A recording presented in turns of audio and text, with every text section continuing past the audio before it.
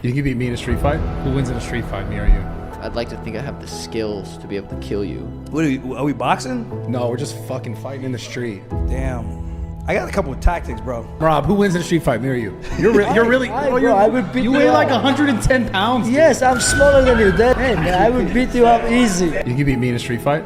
Huh? You think you beat me in a street fight? You in a street fight? Yeah.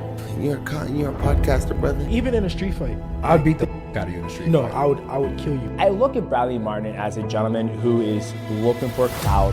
You said like, yeah, I'll fight him. Yeah. And you said it to him, and it's still I'm 260 though.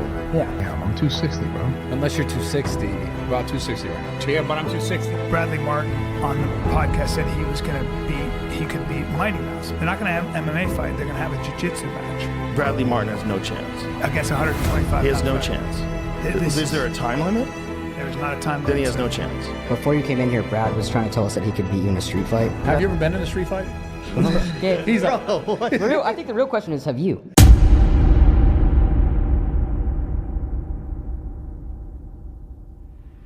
Halo bro, di sebuah podcast, seorang bodybuilder dengan berat sekitar 260 pound duduk berhadapan dengan petarung UFC profesional. Lalu ia mengajukan pertanyaan yang tampak sederhana. Dalam skenario pertarungan langsung antara kita berdua, siapa yang menurut Anda akan keluar sebagai pemenang? Pertanyaan itu terdengar seperti hiburan. Sebagian orang menganggapnya candaan. Namun di dunia MMA, ia tidak pernah benar-benar netral. But even in a street fight. I'd beat the out of you in a street No, fight. I would kill you, bro. Yeah, I would kill you. God, I love it. No, like for You real, think for real. at your weight. What's your weight? Damn it, I want his weight. No, so 150, around 150. Bro, I would maul you at 150. Huh? You think you beat me in a street fight? You in a street fight? Yeah. You're a podcaster, brother. I love it. You think so? Nah, you really think so? No, I'm no. 260. I said probably you up. Karena pertanyaan tersebut tidak hanya membayangkan duel fisik, ia menyentuh soal posisi, legitimasi, dan proses panjang yang dilalui seorang atlet untuk sampai ke level profesional. Bradley Martin bukan seorang profesional, ia tidak memiliki rekor resmi, tidak pernah menjalani fight camp kompetitif, dan tidak berada dalam sistem ranking. Namun dengan tubuh besar dan kepercayaan diri tinggi, ia secara konsisten memasukkan dirinya ke dalam skenario pertarungan melawan atlet yang hidup dari olahraga tersebut. Dari situlah perdebatan dimulai. Apakah ini sekedar diskusi hipotesis yang dilebih-lebihkan atau ada benturan nilai yang lebih dalam antara dunia fitness dan dunia MMA? Untuk menjawabnya, kita harus melihat bukan hanya pada ukuran tubuh, tetapi pada struktur dan kultur olahraga itu sendiri. Who wins the street fight, me or you? I kill you. I swear to God, I kill you. How much you weigh? 155 right now. How would you kill me? I'm gonna Yeah. take your eyes out of your face. It's a street fight, right? Yeah. Yeah, we're not talking about like referee. No. Oh, I'm. It's to the death. I'm That's the. opening your guts and fucking playing with them. I have that on me. I swear to God. I love it. Bradley Martin berasal dari dunia fitness dan bodybuilding. Ia memang pernah berlatih boxing dan grappling dan beberapa kali terlihat melakukan sparring ringan. Namun ia bukan atlet MMA profesional. Ia tidak memiliki rekor pertandingan resmi, tidak pernah menjalani fight camp untuk kompetisi, dan tidak berada dalam sistem ranking manapun.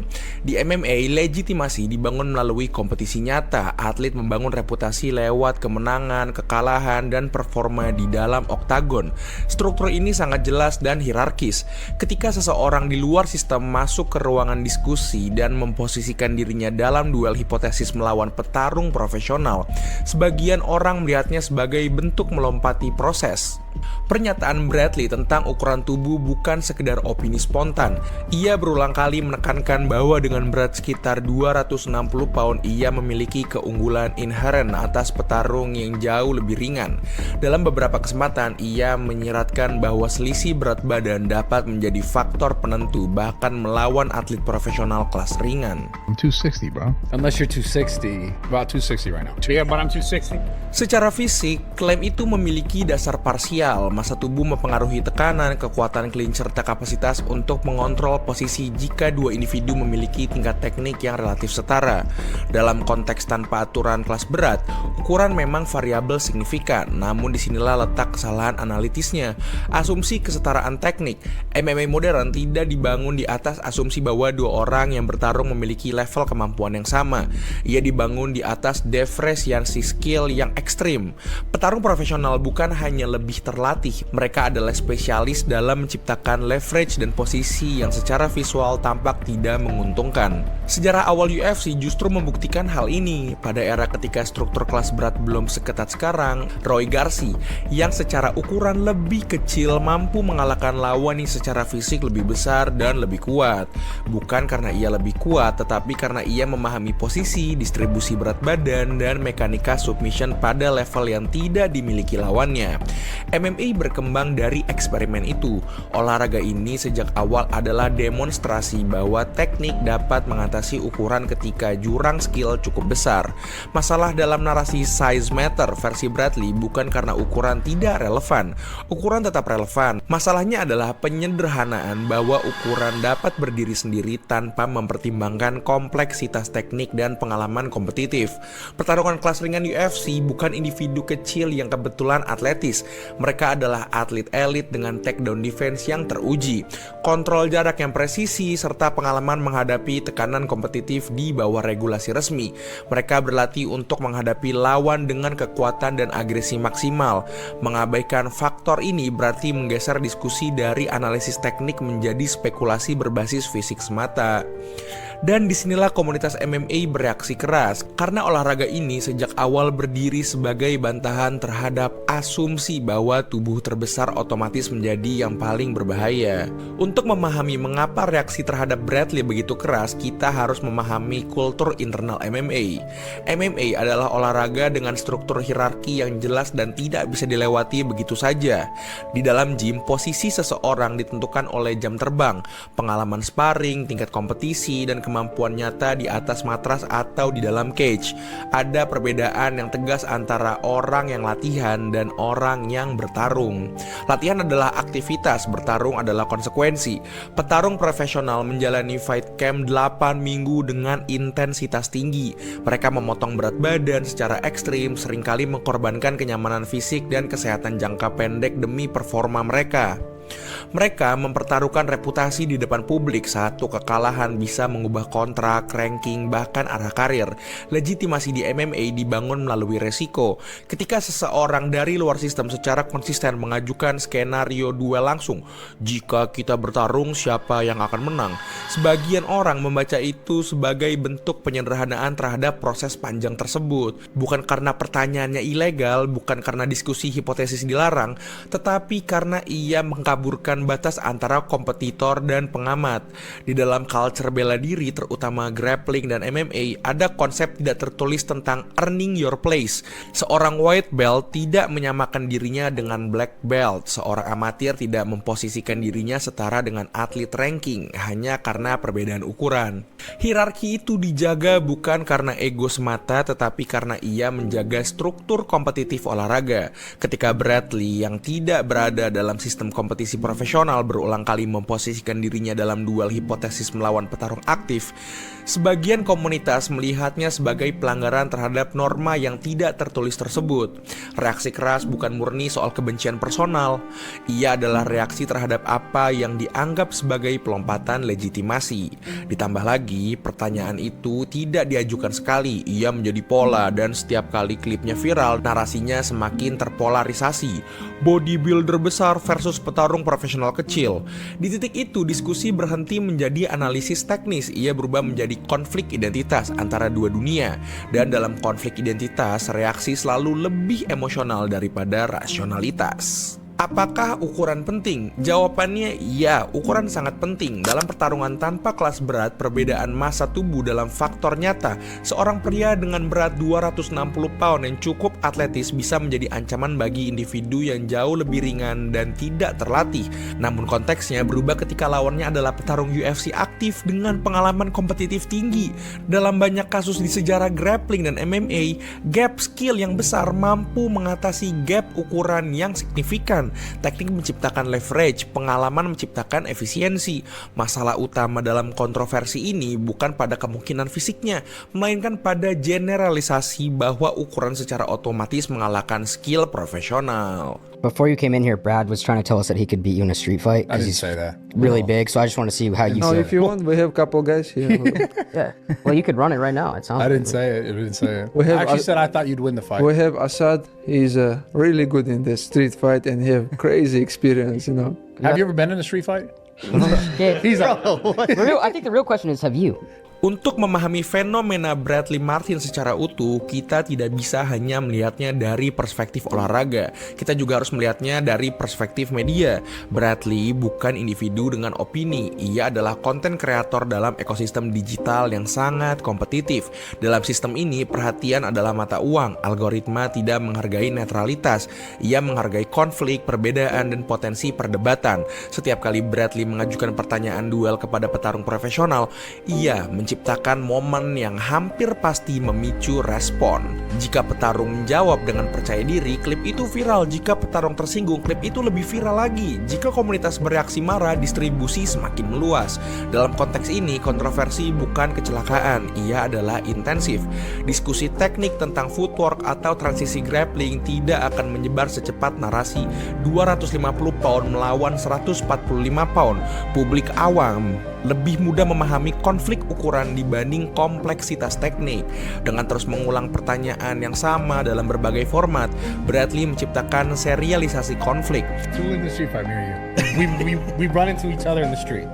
Who wins, man? Who wins? Rob, who wins in a street fight, me or you? Who wins in a street fight, me or you?